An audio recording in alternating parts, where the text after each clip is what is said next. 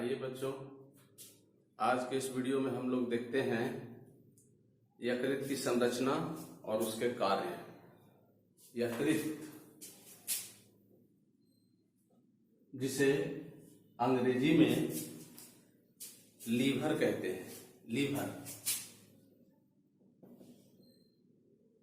ये लीवर है, ठेठ भाषा में इसका नाम है करेजी।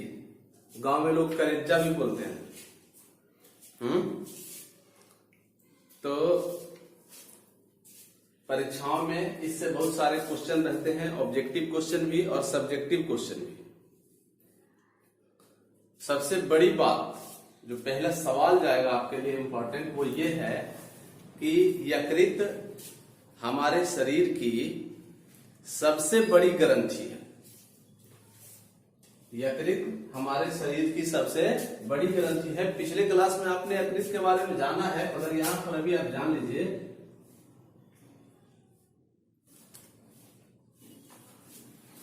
ये संरचना यकृत की, लीवर की, इसके अंदर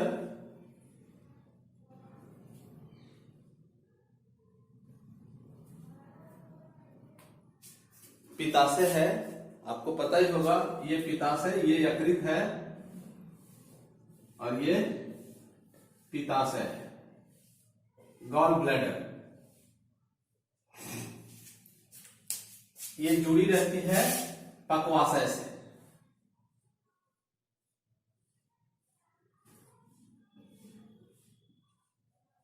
ये पक्वाशय की नली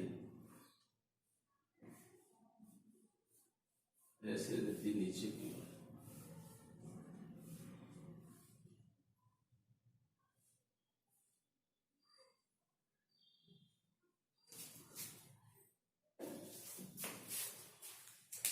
तो इसके बारे में आप जानिए कि यकृत शरीर की सबसे बड़ी ग्रंथि है।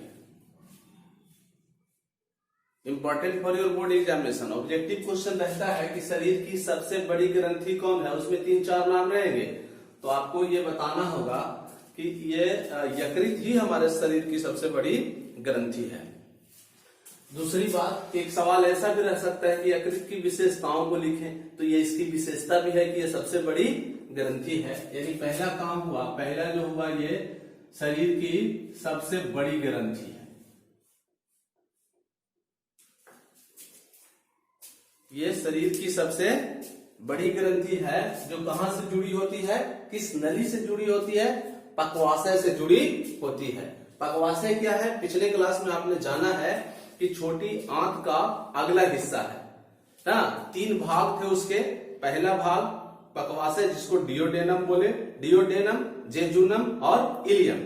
तो ये पक्वाशय से जुड़ी रहती है। ये भी याद रखना होगा कि यकृत किस नली से जुड़ी रहती है या कहां से जुड़ी रहती है। अब नीचे में कोई 3-4 नाम रहेगा, तो याद रखना होगा कि पक्वाशय से जुड़ी रहती है। अगला बात है, इसकी एक और विशेषता क्या है कि यह अतिरिक्त ग्लूकोज को ग्लाइकोजेन में बदल देता है। अतिरिक्त ग्लूकोज को ग्लाइकोजेन में बदलना। अब ये ग्लूकोज, कल के क्लास में आपने देखा था कि भोजन पचाकर, यानी पचा हुआ भोजन जब इलियम में जाता है, वहां से भोजन के भोजनांगों का अवशोषण हो जाता है और वह ग्लूकोज के रूप में कोशिकाओं में चला जाता है। तो अगर एक्स्ट्रा ग्लूकोज हो जाए तो शुगर की बीमारी हो जाएगी, डायबिटीज, मधुमेह की बीमारी हो जाएगी। तो जो एक्स्ट्रा ग्लूकोज होता है उसको यह ग्लाइकोजेन में बदल देता है। तो ये भी एक बड़ी विशेषता, एक बड़ा कार्य है। फंक्शन ऑफ लीवर में आप लिख सकते हैं कि ये, यानी यकृत जो है वो अतिरिक्त ग्लूकोज को ग्लाइकोजेन में बदल देता है। एक्स्ट्रा ग्लूकोज को ग्लाइकोजेन में, यानी आप लिख सकते हैं कि अतिरिक्त ग्लूकोज को ग्लाइकोजेन में बदल देता है। अगर खाली बदल ही नहीं देता, वो बदल के संचित भी कर देता है। वैसे आप जानिए एक्स्ट्रा ग्लूकोज जो रहता है ग्लाइकोजेन में जब कन्वर्ट होता है, बदलता है, तो क्यों बदलता होगा, ये भी बात है ना। हाँ, तो आगे आप देखेंगे कि कैसे ये ग्लूकोज को कौन ग्लाइकोजेन में बदल देता है। तो ये जो ग्लाइकोजेन में बदलता है इसको संचित कर देता है, अतिरिक्त ग्लूकोज को ग्लाइकोजेन में बदलकर संचित कर लेता है। ठीक है ना, क्या कर लेता है, संचित कर लेता है, जमा कर लेता है। अब संचित करने का फायदा है कि जब ग्लूकोज एक्स्ट्रा था, आप तो जान रहे हैं, कल के क्लास में आपने देखा था कि एक कोशिका है और इस कोशिका में ग्लूकोज आता है C6H12O6, है ना। अब यहीं पर ऑक्सीजन आएगा, तब यहाँ पर रिएक्शन हो जाता है और रिएक्शन होने के बाद जो है ऊर्जा की उत्पत्ति होती है, ऊर्जा उत्पन्न होता है और जिससे हमारे शरीर के आंतरिक एवं समस्त बाह्य कार्य संपन्न कराए जाते हैं। तो जब तक ग्लूकोज यहाँ नहीं आएगा तब तक कुछ होने वाला नहीं है। लेकिन अगर ये ग्लूकोज अधिक हो जाए, अतिरिक्त हो जाए, एक्स्ट्रा ग्लूकोज बन जाए शरीर में ना, बहुत सारा चीनी खा लें और वो ग्लूकोज के रूप में एकदम सीधा सीधी बदल के यहाँ चला है, तो हमारे शरीर को बीमारी लग जाएगी, मधुमेह की बीमारी हो जाएगी। इससे बचने के लिए ये बहुत अच्छा काम कर रहा है कि जो एक्स्ट्रा ग्लूकोज है उसको कहां बदल दे रहे हैं, ग्लाइकोजेन में बदल दे रहे हैं। और इस ग्लाइकोजेन में बदलकर इसको बाहर नहीं निकाल रहे हैं, क्या कर रहे हैं, संचित कर रहे हैं। तो संचित क्यों कर रहे हैं, अब यहां पे एक बात है कि देखिए, अगर आपने बहुत खाया है, फ्री का खाना मिला था, खा लिया ढेर सारा, अरे नहीं ना, खाने में पैसा लगता है और पोषक तत्वों की प्राप्ति, ग्लूकोज को प्राप्त तो सब कोई करना चाहते हैं। तो अगर ज्यादा हो गया, ठीक है, ज्यादा हो गया, अगर उसको बाहर निकाल देते, फेंक देते, तब तो ग्लूकोज का नुकसान होता, साथ ही साथ पैसे का भी नुकसान होता। अरे फ्री का नहीं मिला खाना जी। तो अब इसको ग्लाइकोजेन में बदलने का क्या, कुछ लोग ऐसे हैं जिनको पोषक तत्व मिल ही नहीं रहा है, अच्छा खाना मिल ही नहीं रहा है, पोषक तत्वों से युक्त भोजन नहीं मिल पा रहा है, तो उनके पास तो ग्लूकोज की कमी रहेगी। ग्लूकोज ही कम होगा तो ऊर्जा का उत्पादन भी कम होगा ना। और ये भी हो सकता है कि जिस वक्त आप भूखे हो, जिस समय आप नहीं खा रहे हो, उस समय ग्लूकोज कहां से आएगा। तो ऐसी स्थिति में जब आपके शरीर में ग्लूकोज की कमी हो जाती है, ग्लूकोज कम होता है, तब ये जो संचित ग्लाइकोजेन है फिर से इसे ग्लूकोज में बदल दिया जाता है। देखो, अतिरिक्त था, एक्स्ट्रा था, तो उसको ग्लाइकोजेन में बदला और इसको क्या कर लिया, संचित कर लिया। और संचित करने के बाद क्या है कि जब जरूरत पड़ी तब फिर से ग्लूकोज में बदल लिया। ये हार्मोनों का काम है, अभी हम लोग पढ़ेंगे उसमें। आप समझ लीजिए, मोटी बात यह है कि जैसे धान की खेती किसान लोग करते हैं, आपके फादर्स लोग काम कर रहे हैं, जिनके फार्मर हैं, तो वो काम करने के बाद क्या करते हैं कि धान को चावल बना के या फिर उसे पैसा के रूप में, ज्यादा हो गया, घर में रखने की जगह नहीं है, उसको बेच देते हैं और रुपया में बदलकर बैंक में जमा कर देते हैं। अब क्या हुआ कि घर में चावल खत्म हो गया, तो फिर वो बैंक से रुपया निकाल के चावल खरीद लाते हैं। ठीक है, तो इसी तरह ये ग्लाइकोजेन है कि जब अतिरिक्त ग्लूकोज होगा तो यकृत उसे ग्लाइकोजेन में बदलकर संचित कर लेगा। यकृत में भी संचित होता है और मांसपेशियों में भी संचित होता है। जब जरूरत पड़ती है, ठीक है, जब ग्लूकोज कम हो जाता है, ग्लूकोज की मात्रा घटने लगती है, तब ये ग्लाइकोजेन जो है फिर से पुनः बदलकर ग्लूकोज में, ग्लाइकोजेन को फिर ग्लूकोज में बदला जाता है और उसका उपयोग कर लिया जाता है। तो ये बढ़िया काम हुआ लीवर का, है। अब देखिए, इसके साथ ही साथ ये यकृत बड़ी मात्रा में प्रोटीन का भी निर्माण करता है। आपने जाना कल के क्लास में कि भोजन के 6 प्रमुख अवयव हैं, जिनमें से 3 जो अति महत्वपूर्ण हैं वो है कार्बोहाइड्रेट, प्रोटीन और वसा। तो ये यकृत बड़ी मात्रा में प्रोटीन का निर्माता है, प्रोटीन प्रोड्यूस करता है। यानी आप इसकी तीसरी विशेषता लिख सकते हैं कि बड़ी मात्रा में प्रोटीन का निर्माण करता है, प्रोटीन का निर्माण। समझ रहे बात? अब देखिए इसके साथ ही साथ यह कोलेस्ट्रोल कभी कभी आपने सुना भी होगा कि कोलेस्ट्रोल बढ़ गया है, बीमारी लग गई है, मोटा हो गया है आदमी ना, तो ये तो लग रहा होगा कि अच्छी चीज नहीं है, लेकिन इसके भी कार्य है। पित्त बन रहा है तो ये अच्छी चीज नहीं है, ज्यादा बनना अच्छी चीज नहीं है। हाँ, जो बन रहा है उसके भी कुछ ना कुछ कार्य हैं। ये मत समझो कि वो केवल नुकसानदायक नहीं, ज्यादा हो गया तब नुकसानदायक है। आइए, तो ये कोलेस्टेरोल का भी निर्माता है, यकृत यानी लीवर कोलेस्टेरोल का निर्माण करता है और साथ ही साथ पित्त लवणों का भी निर्माण करता है। तो इसकी एक और विशेषता हो गई क्या? कोलेस्ट्रॉल एवं पित्त लवणों का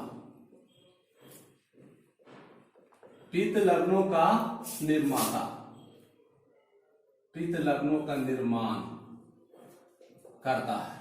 ठीक है, कोलेस्टेरोल बनाता है और पित्त लवण का भी निर्माण करता है। अब देखिए कि जब आप खाते हैं तो सबके सब लाभदायक है। सारे पदार्थ जो आपने खाया वो सबके सब फायदेमंद हैं या कुछ हानिकारक भी होते हैं। देखिए, आप जब खाते हैं, भोजन को पचाया जाता है, तमाम प्रकार की रासायनिक प्रतिक्रियाएं शरीर के अंदर होती है, कोशिकाओं में होती हैं, तो उससे कुछ न कुछ हानिकारक चीजें भी निकलती हैं। आप जब भोजन करेंगे, खाएंगे, पचेगा भोजन, तो शरीर में अमोनिया बन जाता है। अमोनिया नाम सुना ना, NH3 है, बहुत खतरनाक जहरीली गैस। एक बार निकल जाए तो आदमी सब नाक मुंह सब बंद कर लेता है। तो ये क्या है? विषैला पदार्थ है, NH3 अमोनिया। ठीक है, बनता है शरीर के अंदर, जहां चला जाए, कोशिकाओं में जाए, तो ये कोशिकाओं को भारी नुकसान पहुंचाता है। अगर अमोनिया बना, ठीक है, पाचन के दरमियान, और सीधा सीधी कोशिकाओं में चला जाए, तो यह कोशिकाओं को भारी नुकसान पहुंचाता है। तो ये यकृत है, उसे क्या करता है कि अमोनिया को यूरिया में बदल देता है। ये यूरिया भी विषैला पदार्थ ही है, लेकिन अमोनिया अत्यधिक विषैला पदार्थ है और यूरिया कम विषैला पदार्थ है। तो उसे यूरिया के फॉर्म में बदलकर और तब जो है उसे शरीर से बाहर किया जाता है। डायरेक्ट बाहर करेंगे तो जिन कोशिकाओं से होकर गुजरेगा अमोनिया, उन कोशिकाओं को भारी नुकसान पहुंचा देगा। तो ये इसकी एक और विशेषता है लीवर की ना। लगता तो कि बहुत छोटा पार्ट है, लेकिन सबसे बड़ी ग्रंथि। ये जो है पांचवा कार्य इसका, पांचवी विशेषता इसकी, या फंक्शन बोलो, कार्य बोलो, कि यह अमोनिया को, NH3 को यूरिया में बदल देता है, यूरिया में बदल देता है।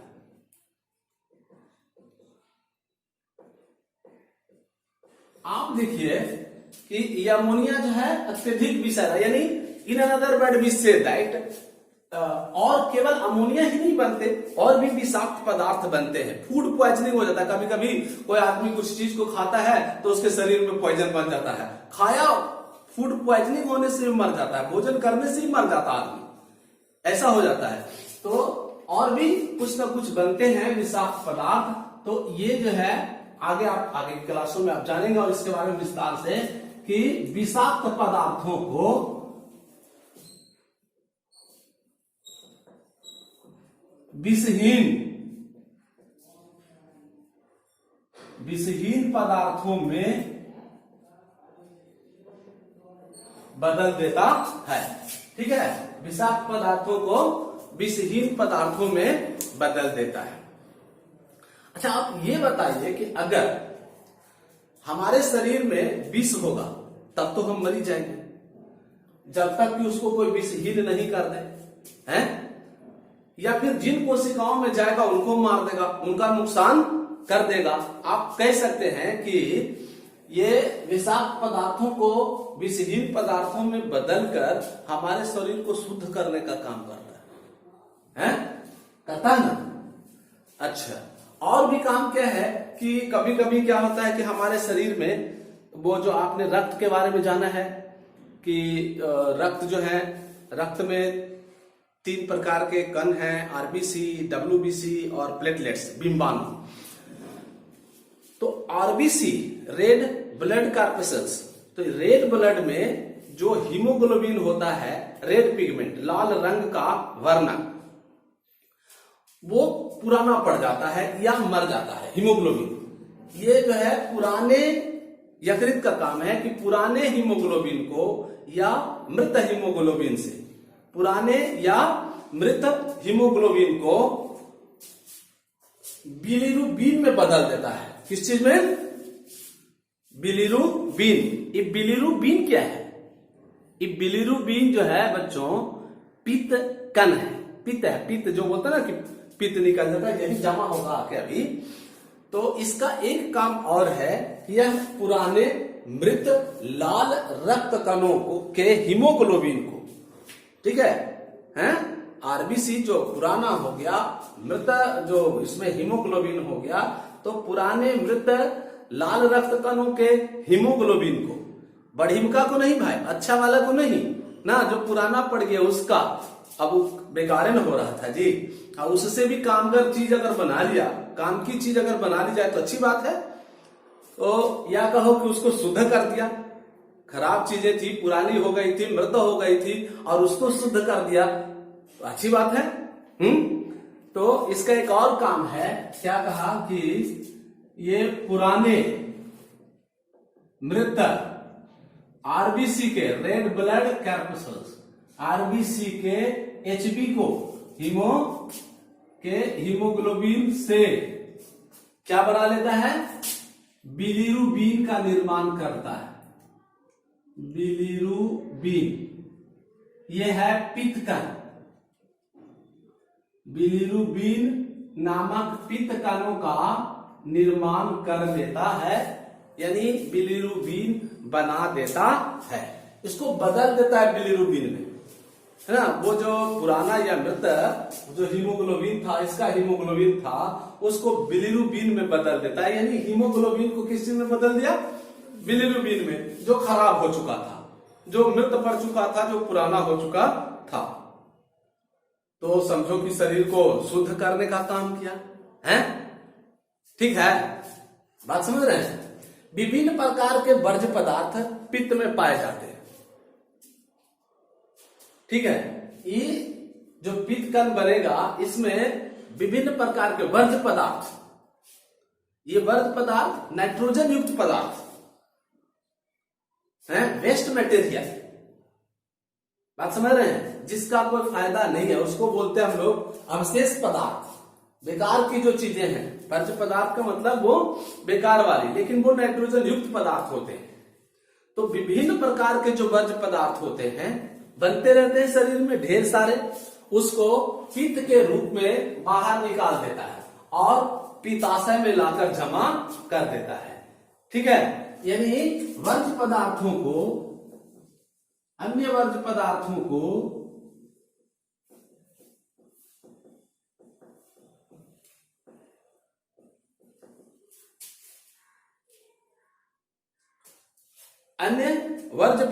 को पित्त के रूप में बाहर निकालकर, किस रूप में? पित्त के रूप में, पित्त के रूप में बाहर निकालकर, और उसको कहां ले आता है? यहां, ठीक है, यानी पित्ताशय में जमा करता है, पित्त के रूप में निकालकर पित्ताशय में जमा करता है,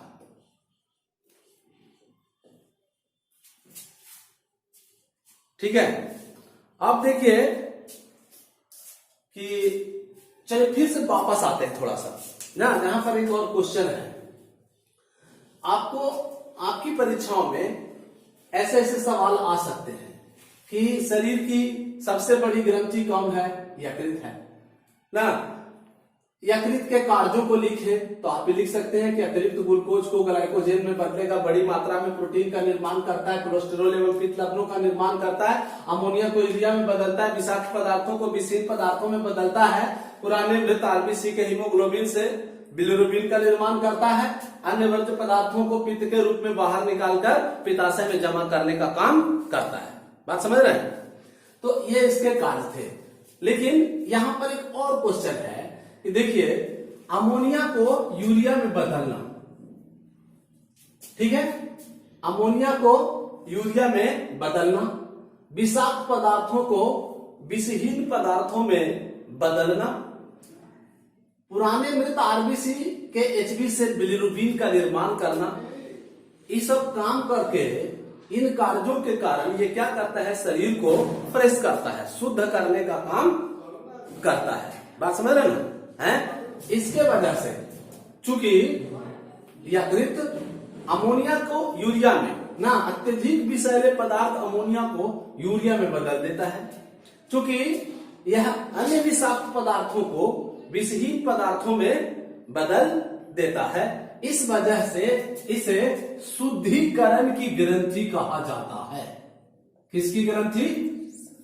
शुद्धिकरण की ग्रंथि, शुद्धिकरण ग्रंथि। So now another important objective question for you कि हमारे शरीर में शुद्धिकरण की ग्रंथि कौन है? तो याद रहेगा बच्चों, यह है यकृत, ठीक है, यह है लीवर, यानी शरीर की शुद्धिकरण की ग्रंथि लीवर है। अगर सब्जेक्टिव क्वेश्चन आ गया कि यकृत को शुद्धिकरण की ग्रंथि क्यों कहा जाता है, ठीक है, तो आपको लिखना पड़ेगा कि चूंकि यकृत अमोनिया जैसे विषैले पदार्थ को यूरिया में बदल देता है या यूरिया में बदलकर उसका निष्कासन करता है, साथ ही साथ अन्य विषाक्त पदार्थों को या विभिन्न विषाक्त पदार्थों को विषहीन पदार्थों में परिवर्तित कर देता है, पुराने मृत पड़े आरबीसी के हीमोग्लोबिन को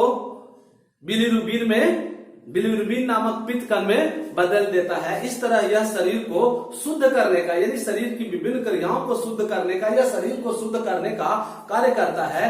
इसी कारण से यकृत को शुद्धिकरण की ग्रंथि कहा जाता है।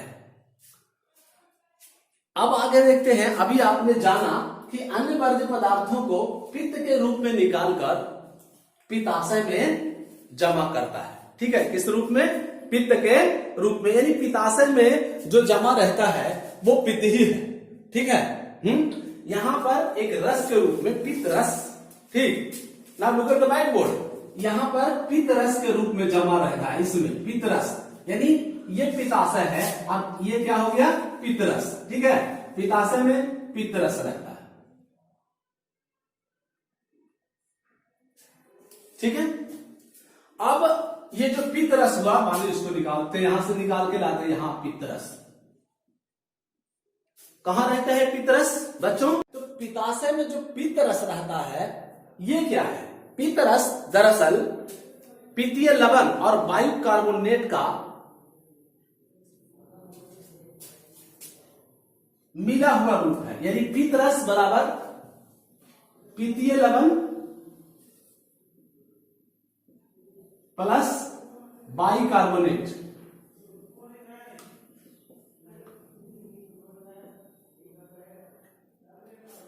क्या क्या? ये दो चीजें हैं।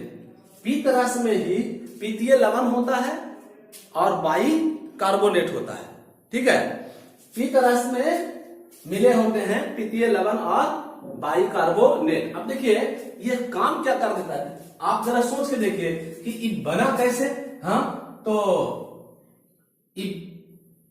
ये पित्त कण था, ये बिलिरुबिन में बदला, ये पित्त कण, और इसी को पित्त के रूप में निकाला, ठीक है। अब देख लीजिए, ये पित्त कण बना, यहाँ बिलिरुबिन खराबे चीज से बन गया, है ना, पुराने चीज से बन गया। अब बना पित्त कण, अब फिर इसको पित्त के रूप में कहा जमा कर दिया? पित्ताशय में। कोई खराब के चीज न था, उसको निकाल दिया जी। ये भी सब क्या था? वर्ज्य पदार्थ था, बेकार की पदार्थ। तो ये बेकार के पदार्थों को निकालकर यहाँ पित्त रस के रूप में पित्ताशय में जमा कर दिया। अभी पित्त रस जो था उसमें था क्या ना, पित्त रस में बदला तो ये क्या बना? ये पित्तीय लवण और बाइकार्बोनेट का संयोग था। ये इसमें, यानी पित्त रस में पित्तीय लवण और बाइकार्बोनेट पाए जाते हैं। ये अब इनका भी काम है। यानी आपने अभी तक ये जाना था कि कार्बोहाइड्रेट का पाचन कुछ मुख में हुआ था, उसके बाद आमाशय में प्रोटीन का पाचन हुआ था, और वहां से जो भोजन निकला था अभी वसा का पाचन हुआ नहीं था।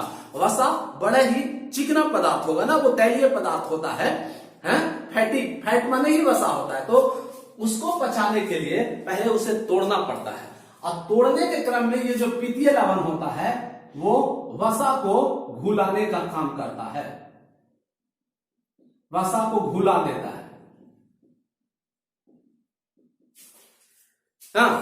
वसा को घुला दिया, वसा को तोड़ दिया।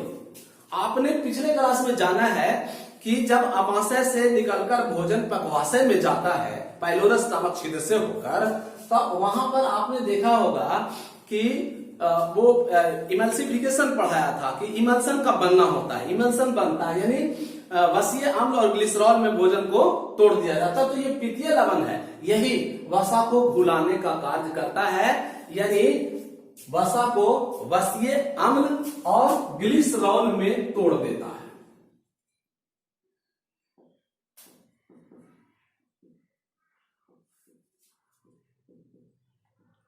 वसीय अम्ल और ग्लिसरॉल में तोड़ देता है। उसके बाद आप देखिए ये बाइकार्बोनेट है, ठीक ना, ये बाइकार्बोनेट। आपने देखा था कि आमाशय में जो भोजन था वो उसका माध्यम अम्लीय था, उसकी प्रकृति अम्लीय थी, बिकॉज ऑफ वहां HCl का स्राव हुआ था, हाइड्रोक्लोरिक अम्ल, तो वो अम्लीय था। अब ये जब आमाशय से निकलकर क्षुद्रांत में जाता है तब ये बाइकार्बोनेट भोजन को क्षारीय बना देता है, यानी यही है जो भोजन को क्षारीयता प्रदान करता है, भोजन की प्रकृति को क्षारीय बना देता है।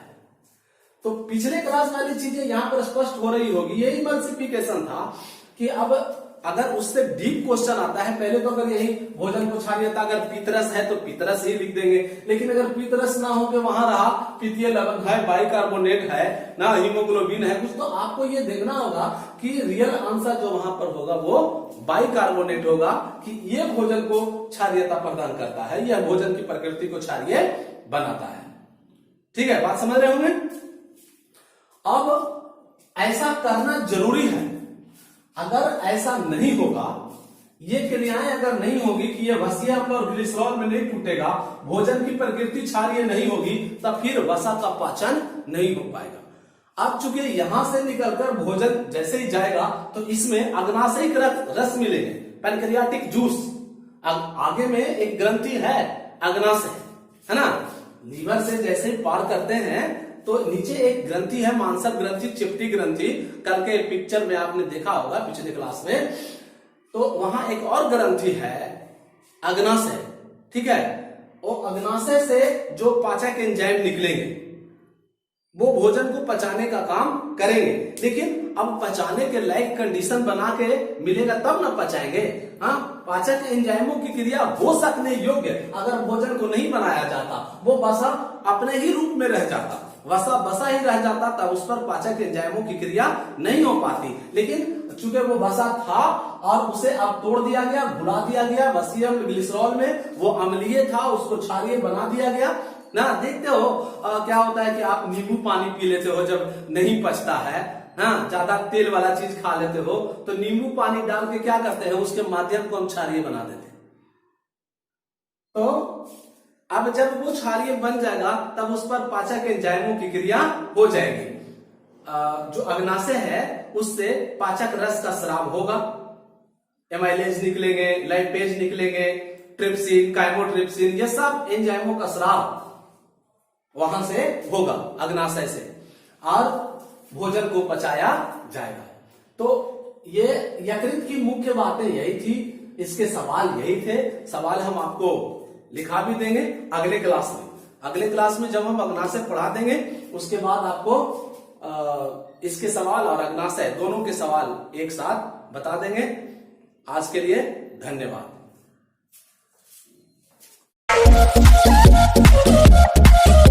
We'll be right back.